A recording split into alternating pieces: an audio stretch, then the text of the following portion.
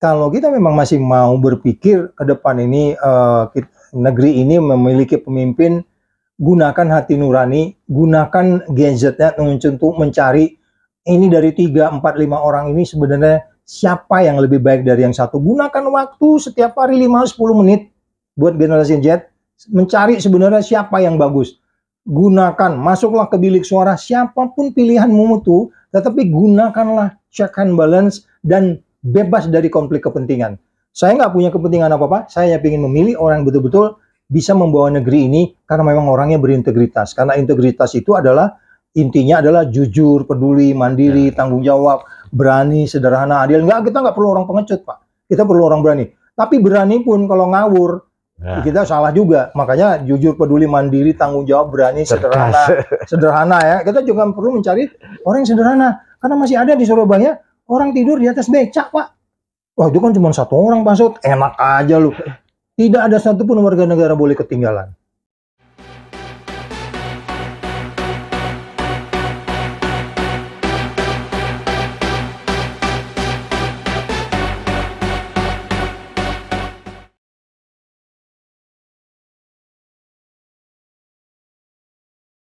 Oke, assalamualaikum warahmatullahi wabarakatuh. V-Commerce. Jadi kali ini kita juga akan kedatangan tamu yang luar biasa, mantan Wakil Ketua KPK Pak Saud Situmorang. Oke, Pak Saud, gimana kabar? Baik, Mas. Baik. Terima kasih sudah ngasih waktu saya untuk menginspirasi teman-teman. Iya, terima kasih banyak. Jadi nanti ini ada kerjasama dari Fakultas Ilmu Komunikasi Universitas Dr. Sutomo. Podcast ini kerjasama dengan lembaga Puspa Kopi, Pusat Studi Pancasila dan Konstitusi.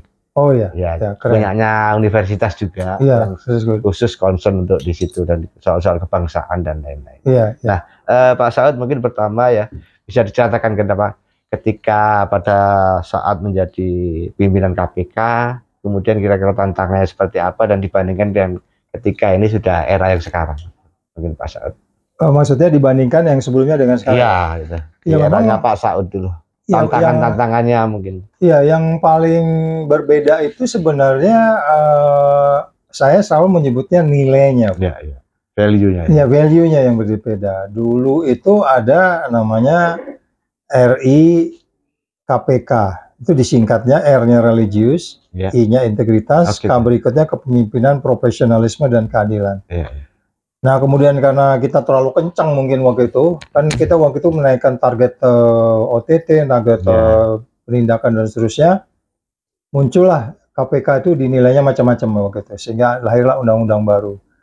Kemudian masuk undang-undang baru, diubah, R-nya dibuang, diganti menjadi integritasnya naik, berikutnya sinergi, jadi IS-KPK, selanjutnya ke bawah sama. Tapi nilai itu juga dilanggar sama mereka, yang bocorin rahasia, nerima gratifikasi, ketemu orang yang punya potensi tersangka, itu kan yang dilarang oleh undang-undang KPK. Jadi nilai itu dilanggar. Nah, mungkin yang membedakan adalah selain nilai tadi itu, karena memang undang-undangnya berbeda, kalau dulu dia independen, di Undang-Undang 19 2019 dia bagian dari pemerintah. Ketika dia bagian dari pemerintah, saya menganggapnya self censorship-nya jadi loose, jadi kendor gitu, ya kan? Itu terbukti tahanan, terus kemudian ada perbuatan asusila terhadap istri tahanan, terus ngambil barang bukti. Kemarin tuh cerita-cerita aneh-aneh gitu muncul semua. Yang kemarin kan juga cukup mengagetkan, kasus yang kemarin ketika muncul ke publik itu kan di tahanan KPK. Iya, itu dia. Maksudnya karena memang dari awal itu ketika value-nya itu bagus dan kemudian dia sangat independen, bukan bagian dari pemerintah, praktis orang-orangnya kan merasa diperhatikan oleh banyak. Jadi kayak seperti orang dicemplungin ke laut gitu, dia terus kemudian jagain, kalau tenggelam ya tenggelam sendiri gitu. Kalau sekarang ini tenggelam nggak tenggelam, Pak Jokowinya juga tenggelam gitu, dia nggak peduli gitu kan, kesannya begitu. Karena di bawah pemerintah, ya dari sub ya. Nah jadi makanya ketika kemudian kita melihat ada satu proses katakanlah penindakan ya maupun pencegahan, yang kemudian keberlanjutannya gimana? Karena di dalam KPK itu ada yang namanya KPI, Key Performance Indicators. Tiap orang kalau penyidik dia menyidik berapa kasus.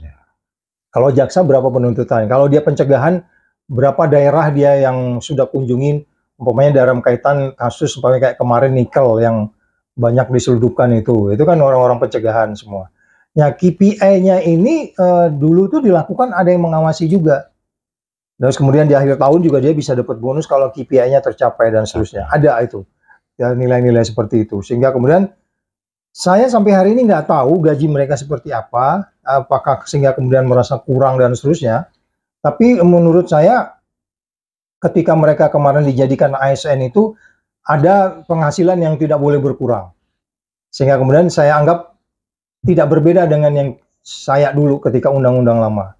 Nah, pertanyaannya adalah kembali lagi, kenapa sangat berbeda sekali yang dulu dengan yang sekarang?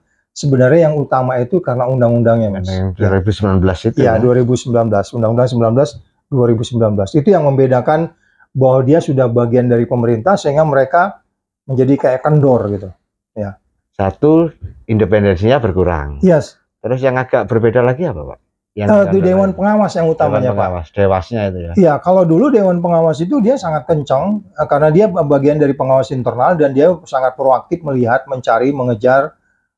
Saya selalu ngasih contoh yang sangat simpel-simpel aja lah. Kalau kita baju batik lengan pendek, konferensi pers, dipotret sama pengawas internal itu ditegur tertulis. Karena ketentuannya itu konferensi pers batiknya lengan panjang. Sampai segitu ya? Sesimpel itu, Pak. Sesimpel itu. Ada orang ngambil helm, nggak balik, lihat di TV, yang ngambil si A. Datengin ke rumahnya, mana helm kamu ngambil? Oh, saya lupa, potong gaji. Ya gitu. Oh. Terus kemudian mau buru-buru, tangan kanan pegang tumbler, tangan kiri pegang laptop, buru-buru menginjak ini lip pakai kaki gini. Oh, lihat lagi, potong gaji.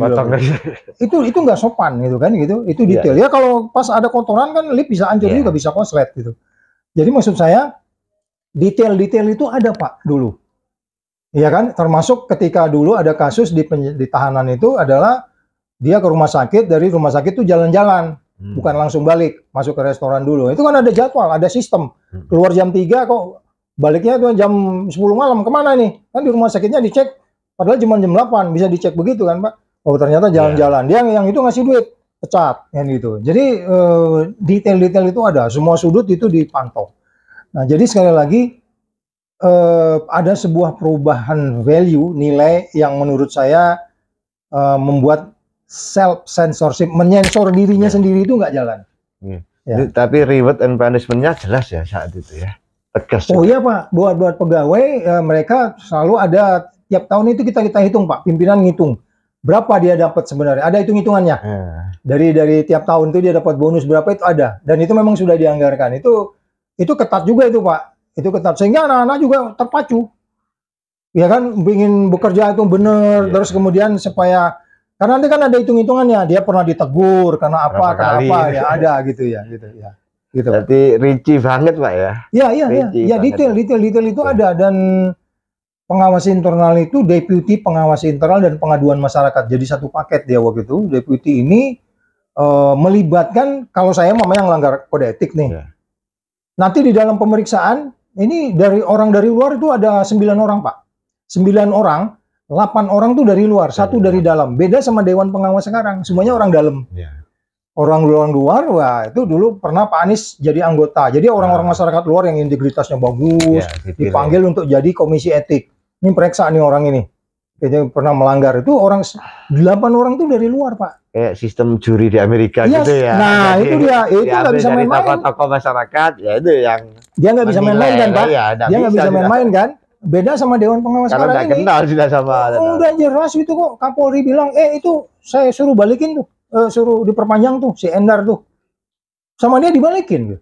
Itu sinergi nggak, Pak? Nah, kan ada kata nilai sinergi gitu. Jadi tidak sesuai nilai-nilai itu yang berbahaya dari KPK sekarang ini. Oke, terus begini, Pak, selama dulu Pak Saud ini kan budaya korupsi ini kan ya sudah mendarah daging kan, hampir tiap tahun, tiap bulan juga itu ada beberapa kepala daerah dan setingkat bupati, anggota DPR, kemudian ASN-nya. Itu kalau analisa ketika Pak Saud itu seperti apa sih sebenarnya budaya kita kok sampai sebegitu ya? Jadi sebenarnya, Pak, saya itu kan masuk di KPK itu kan background saya itu kan sebenarnya intelijen negara. Ya, di BIN ya saudara. Iya, saya itu 30 tahun itu ngamatin perilaku orang. Nah, itu. Tidak saya terlihat. malah harus mencurigain orang. Kalau nggak curiga saya nggak digaji malah.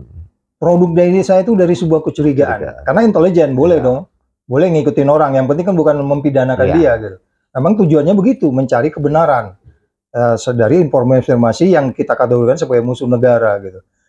Nah kemudian setelah mendalami itu saya mendalami kejahatan antar negara Pak. Kejahatan antar negara itulah yang kemudian saya lihat kejahatan antar negara itu macam-macam kan Pak. Kejahatan yang dilakukan di dua negara kira-kira gitu. Kejahatan transnational crime disebutnya. Jadi itu ada money laundering, ada penyeludupan orang, penyeludupan manusia, terus kemudian penyeludupan barang, terorisme, terus kemudian kejahatan lingkungan dan seterusnya gitu ya, pengusaha lingkungan. Nah ini kan di belakang ini semuanya korupsi, Pak. Transnational crime itu korupsi, termasuk penyeludupan orang, penyeludupan barang, itu semua di belakangnya itu korupsi. Oh ini ya penyebabnya. Jadi maksud saya besarnya perilaku korup itu yang memasukin pada semua tempat, karena memang kita sering toleran gitu loh Pak. Sedangkan memberantas korupsi itu kan mesti zero toleran. Ya. Bapak ingat kan kemarin beberapa hari ini ada diduga menteri mengembalikan uang 27M kan? Oh iya. Dia pikir itu dengan mengembalikan uang itu pidananya habis, nggak bisa. Pidananya lanjut Pak. Jadi mungkin kita nggak boleh seperti itu. Terus kemudian ada yang disebutnya sebagai restoratif justice. Kalau ibu-ibu nyuri kayu di jati, di kebun jatinya negara, di hutan hanya untuk hidupnya dia, itu pun jati yang udah tumbang lah umpamanya gitu kan. Ranting-ranting kita maklum gitu. Tapi kalau korupsi Pak, walaupun itu 10 rupiah nggak bisa, zero toleran. Korupsi 10 itu gitu Pak. 10, Bapak 10 rupiah, nanti kesempatan 1 triliun Bapak ngambil juga dong. Karena iya dong. Tahu caranya. Iya, makanya kan Singapura itu $1 pun jadi urusan KPK Singapura. Nah itu saya bilang kembali lagi, daripada ngurusin undang-undang KPK, bagusnya ngurusin undang-undang tindak pidana korupsi. Ya itu yang harus diberesin sehingga kita bisa melihat korupsi itu bisa diatasi. Kejahatan korupsi di Indonesia itu dipertamakan dimulai seperti tahun 2024 nanti Pak. Itulah yang disebutnya voting buyers. Voting buyers itu membeli suara ini yang paling jahat Pak. Ini nanti ujung-ujungnya korupsi dan bikin negara terpuruk. Makanya 2 hari ini kita berkunjung, 2 hari ini 2 universitas kita kunjungi, kita berdialog. Silakan pergilah ke bilik suara, jangan karena Anda dibeli suaranya. Siapa yang Anda pilih? Tapi kalau kamu menanya saya punya jagoan juga dari 3 orang sekarang ini, saya bilang. Beberapa kamu saya ngomong kan gitu kan. Tapi maksud saya adalah bahwa voting buyers ini adalah awal dari semua perilaku korup dan bikin negara terpuruk. Karena dia akan ngambil nanti Pak. Agak berbeda di luar negeri, kalau Bapak mau jadi anggota parlemen cukup banner segede lampu ini, segede koran ini, taruh di mall gitu udah. Kalau di kita kan nggak Pak, harus ke sana arak-arakan ini biayanya tuh terlalu tinggi. Luar biasa. Tadi kan politik kita tinggi sekali, bisa sampai 1 miliar, 10 miliar, 2 miliar. Padahal sebenarnya itu untuk apa sih anggaran itu? Katanya ngundang orang. Nah sekarang kan ngumpul orang udah nggak boleh. Ya kenapa kita mesti mengumpul? Karena ukuran kita itu selalu untuk kumpul banyak sehingga keluar banyak dana dan seterusnya. Jadi makanya kalau kita memang mau untuk voting buyers ini kemudian kita menghukum orang yang memberi uang dan menerima uang, sebenarnya KPU harus sampai ke sana Pak. Baru kemudian orang memilih sesuai dengan hatinya. Oh iya nih, saya jujur yang saya nilai nih jadi bakal pemimpin ini cuman si ini kan gitu kira-kira gitu Pak. Jadi memang money politik ini sungguh sangat berbahaya ya. Iya Pak, itu sebenarnya yang paling utama di dalam perilaku korupsi. Pangkalnya. Karena kan money politik ini kan dia untuk mendapat power. Betul. Yang disebut power ten korup itu kan gitu kan. Cenderung korupsi itu. Jadi power itu dibeli. Kalau dulu Pak, yang punya uang tuh di belakang. Dia nyuruh-nyuruh orang. Dia yang punya uang ini pengusaha siapapun gitu. Dia nyuruh-nyuruh. Sekarang dia masuk sendiri. Jadi pemain sendiri. Makin ruwet Pak. Makin ruwet. Sudah tidak duit jadi pemain. Kita nggak ngelarang Presiden Amerika kan dulunya juga petani kacang. Tapi kan ada kontrol. Ada check and balance. Ada lembaga audit yang menilai. Kamu dapat uang dari mana? Kamu nyumbang bagaimana? Kamu dapat siapa pendukung dulu dan seterusnya.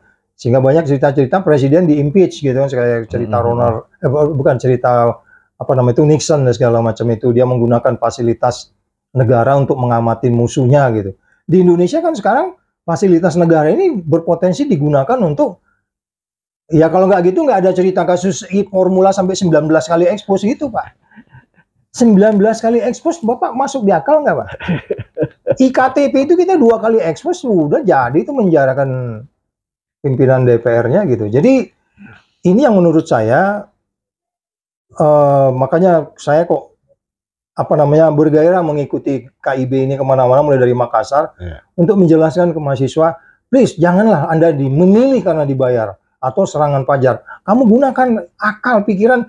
Ini dari 3 calon utama ini siapa kira-kira yang paling baik, yang berintegritas, yang punya knowledge, yang punya passion untuk memberantas korupsi, yang punya passion untuk menegakkan keadilan, kesetaraan, yang punya passion untuk kemudian membawa Indonesia stabil emosinya dari awal, nggak pagi delay sore tempe segala macam. Itu kan cerita-cerita yang terlalu banyak di negeri kita Pak. Hari ini kan kita berdiskusi apa yang kita sebut sebagai narasi, karya dan seterusnya itu kan sebenarnya kan satu pikiran antara ucapan, pikiran dan tindakan kan Pak. Banyak di kita kan nggak cocok. Narasinya bagus, ya terus tapi begitu masuk karya enggak. Nah, itu mungkin Pak. Nggak linear. Oke Pak. Jadi Gen Z dan Gen Y, milenial dan Z ini kan sekarang udah lebih dari 50% populasi kita Pak, termasuk di pemilu nanti. Nah, kira-kira kalau untuk pendidikan politik agar mereka nanti tidak ikut-ikutan dengan seniornya itu seperti apa Pak? Formula yang bagus untuk mereka kan nanti ketika kamu sudah lulus jadi penguasa, jadi jangan ikut-ikutan seperti itu. Ya, memang ini kan sekarang Gen Z kita ini, saya kemarin berada diskusi dengan anak-anak kategori sebenarnya Gen Z ya. Jadi di atas tahun 2000 ya masih milenial lah kategorinya. Anak-anak sekarang itu katanya tuh kalau ngelihat videonya lebih dari 10 detik dia nggak sabar katanya. Jadi makanya video-video pendek yang ditonton semua. Pendek gitu ya. Pendek. Itu udah lebih dari situ udah kelebihan. Maksud saya memang mereka cerdas kan Pak. Kita belum ngomong aja dia udah tahu. Iya. Bapak tadi saya cerita di aula. Iya. Di memberantas korupsi itu udah namanya triprong Pak. Trisula sebenarnya. Kampanye, kemudian pendidikan, pencegahan. Ya kan? Kalau di Universitas Paramadina waktu Anies jadi rektor itu 3 SKS wajib. ITB 3 SKS pilihan. Nah, itu pendidikan. Sekali waktu karena pendidikan ini mulai dari umur kecil, Pak. Mulai dari basic umur mulai dari belum lahir bila perlu. Kan hari ini beberapa ini kita bicara stunting segala itu ya. Supaya orang Indonesia IQ-nya tinggi semua. Nah, sekali waktu saya mengadakan ceramah di saya mendongeng Pak di depan anak-anak PAUD itu. Saya tanya anak-anak, sini Dek, siapa namanya? Namanya Abi. Kalau udah besar mau jadi apa? Mau jadi pembalap mobil. Mobil, iya. Terus nanti mau pakai mesin apa? Kata yang keluar dari mulutnya Bapak tahu nggak? Dia ngomong emisi. Itu padahal masih PAUD loh Pak. Anak PAUD itu udah ngomong emisi. Pak. Kebayang nggak? Pak Jokowi motongin hutan dulu di Kalimantan itu. Nggak mikir emisi dia. Iya kan? Iya, yang dibilang Rocky nawarin program IKN ke Kanada, katanya Kanada anti hutan, anti penebangan hutan. Jadi maksud saya, anak-anak sekarang ini milenial ini Pak, kalau nggak diajak menjelaskan bahwa mereka harus memilih siapa yang benar, karena kan akhirnya politik itu kan vote Pak. Betul. Politik itu adalah voting. Siapa yang harus dipilih. Nanti kalau kemudian kita memilih yang salah, biasanya ruginya bukan 5 tahun Pak, karena biasanya incumbent itu 10 tahun kan, bila perlu 3 periode lagi, ya kan, bila perlu 3 periode. Ya ini makanya kita mengajak, mari kita mulai sekali ini, kita memilih pemimpin yang benar-benar integritas, sustainable, dan berkontinu, sehingga memungkinkan kita yakin bahwa kemudian kalau 2035 kita bisa berada di atas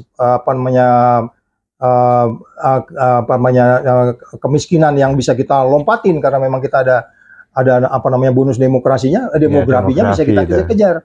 Ya, makanya sekali lagi kalau kita memang masih mau berpikir ke depan ini negeri ini memiliki pemimpin, gunakan hati nurani, gunakan gadgetnya untuk mencari ini dari 3, 4, 5 orang ini sebenarnya siapa yang lebih baik dari yang satu. Gunakan waktu setiap hari 5-10 menit buat generasi Z mencari sebenarnya siapa yang bagus. gunakan, masuklah ke bilik suara, siapapun pilihanmu itu, tetapi gunakanlah check and balance dan bebas dari konflik kepentingan. Saya nggak punya kepentingan apa-apa, saya ingin memilih orang yang betul-betul bisa membawa negeri ini karena memang orangnya berintegritas. Karena integritas itu adalah, intinya adalah jujur, peduli, mandiri, tanggung jawab, berani, sederhana, adil. Kita nggak perlu orang pengecut, Pak. Kita perlu orang berani. Tapi berani pun kalau ngawur, kita salah juga. Makanya jujur, peduli, mandiri, tanggung jawab, berani, sederhana ya. Kita juga perlu mencari orang yang sederhana. Karena masih ada di Surabaya orang tidur di atas becak, Pak. Wah, itu kan cuma satu orang, Pak Saud. Enak aja lu. Tidak ada satupun warga negara boleh ketinggalan. No one left behind. Nggak boleh. Itu sebabnya kita harus mencari pemimpin yang dia sangat detail dan kemudian dia selalu bicara kesetaraan dalam karirnya. Itu penting, Pak. Ya. Terima kasih Pak Saud. Pemirsa, demikian tadi Raffi Commerce perbincangan kita dengan Pak Saud Situmorang, mantan Wakil Ketua KPK periode 2015-2019. Ya. Terima kasih, salam sehat selalu. Salam sehat selalu, salam integritas, anti korupsi.